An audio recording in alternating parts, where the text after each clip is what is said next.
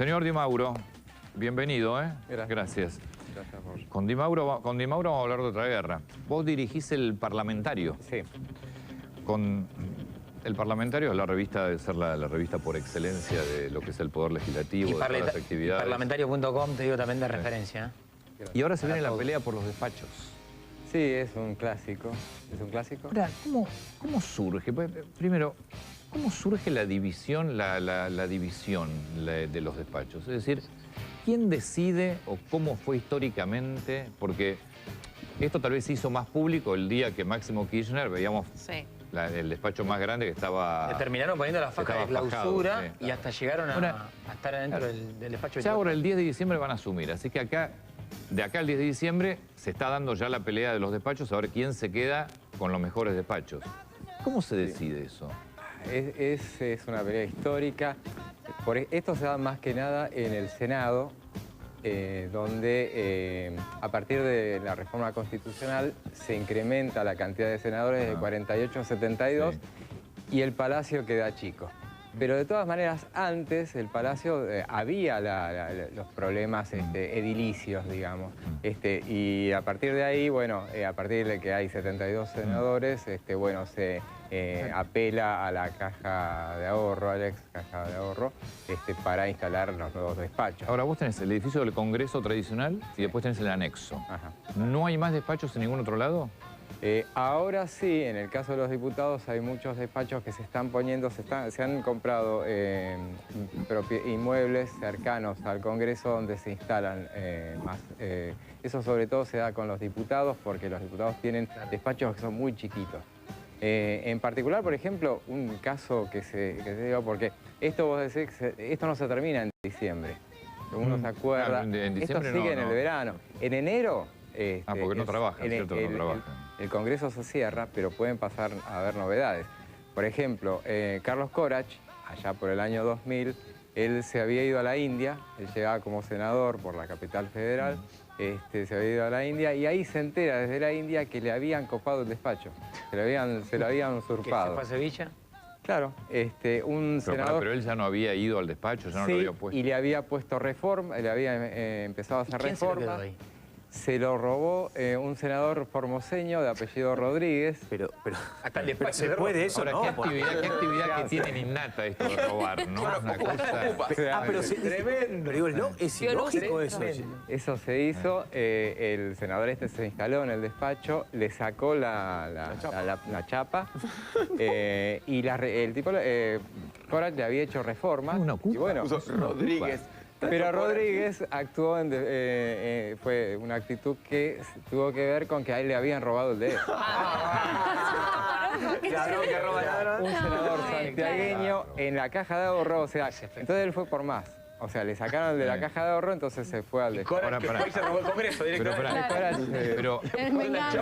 Corach lo llamó a Gildo Fran, le pidió y le dijo... Que era, en ese momento ya era el gobernador de Formosa, ¿no? Porque sigue siendo ahora, porque viste que es el dueño de... Claro, se compró la provincia. ¿Cómo sería Rodríguez que le dijo no puedo hacer nada? Rodríguez era un hombre de campo y que se quedó con el despacho. Ya está. O sea, ahora, en el Congreso, también. ¿Los despachos de los senadores están todos en el Congreso? No, están en el Congreso y en la Caja de Ahorro. Está bien. Claro. ¿Y los de los diputados hay algunos en el Congreso y en el anexo? Claro, la mayoría están todos en el anexo y los del anexo son muy chiquitos. Y ese despacho, estamos dando algunos datos. Hay decorado con tapas de página 12. Mirá, ocupado por la senadora de Santa Cruz. Está por la senadora de Santa Cruz, Virginia García. Mi pregunta es la hermana de la esposa de Máximo Kirchner. Sí. ¿Corresponde al senador de la misma provincia, digamos, por tradición, por lo menos? Claro. ¿O corresponde al del mismo partido? Porque esta es la discusión. Cristina Fernández quiere ese despacho que tiene ascensor privado, digamos, podés tener mucha más reserva, pero el radical Costa dice, momentito, es de Santa Cruz. Y eso depende, no hay nada escrito. En esa época, a partir de lo de... ¿Cómo es el que llega primero? En general guardia, es por una cuestión, es todo política y en general esto lo administra la Secretaría Administrativa y en esos casos, pero es todo política, o sea, siempre quieren quedar bien con los legisladores. Pero acaba de responder a Michetti entonces.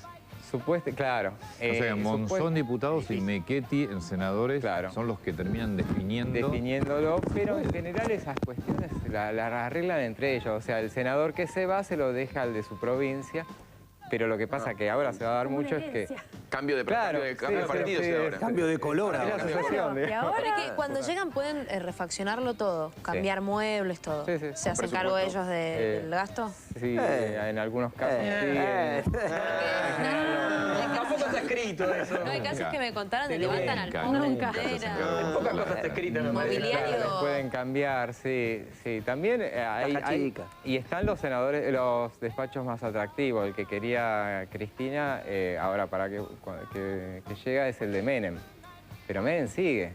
Pero si Menem no va nunca, ahí sí Ese lo puedes ocupar. ¿Y por qué lo quieren? ¿Por qué es tan codiciado? ¿Qué tiene por atractivo? la amplitud que tienen los despachos, claro. En el Palacio son mucho más grandes, pero no todos tienen el mismo tienen tamaño. Ventanas. Claro, y depende y cuántas ventanas tienen. Por ejemplo, uno muy codiciado es el de Abal Medina, que está en planta baja, también quieren eso, o sea, si es planta baja. No es ilógico, ¿no?, que una expresidenta o un expresidente tenga un despacho más importante que otro diputado u otro senador. Sí, totalmente. Pero también tenemos el antecedente, por ejemplo, de Cristina, ya fue senadora. Claro. Estuvo en el despacho. Yo no sé si era ese el despacho. Sí fue el despacho que usó cuando volvió a ser senadora. Ella estaba en el Palacio. Ella, en el 97, ella llega al Congreso en el 95. Ya no era conocida, pero era la esposa del gobernador. Ella llega al 95, se va en el 97 como diputada. Sí. Entonces, de diputada pasa a tener, siendo la esposa del gobernador, pasa a tener un despacho muy chiquito. Y encima, Alberto Pierri, y ella se va mal del Senado, se va peleada con los senadores, la habían echado, qué sé yo. Entonces Alberto Pierri le dio un despacho más chico todavía. Pierri era presidente de la Cámara ahí. Claro, sí, ella misma decía que era una pajarera y no quería saber nada. Entonces, pero así hubiera sido un poco más grande, tampoco hubiera querido saber nada. Entonces, el despacho de ella se lo deja al senador que la sucede, que era Barisat. Entonces, cuando va a diputados, imagínense qué pasó. O sea, usaba el del Senado. Se quedó en el Senado, Barisat no sé dónde se quedó. Y bueno. Y están ahí, digo, pasan tiempo, porque pocos los vemos en el Congreso. ¿Están ahí cuántas horas? Sí, algunos están. Sí, están. Tiene que ser confortable el lugar. Claro, los de la provincia están de martes a jueves. ¿Qué es uno chico y uno grande? ¿Cuántos metros cuadrados?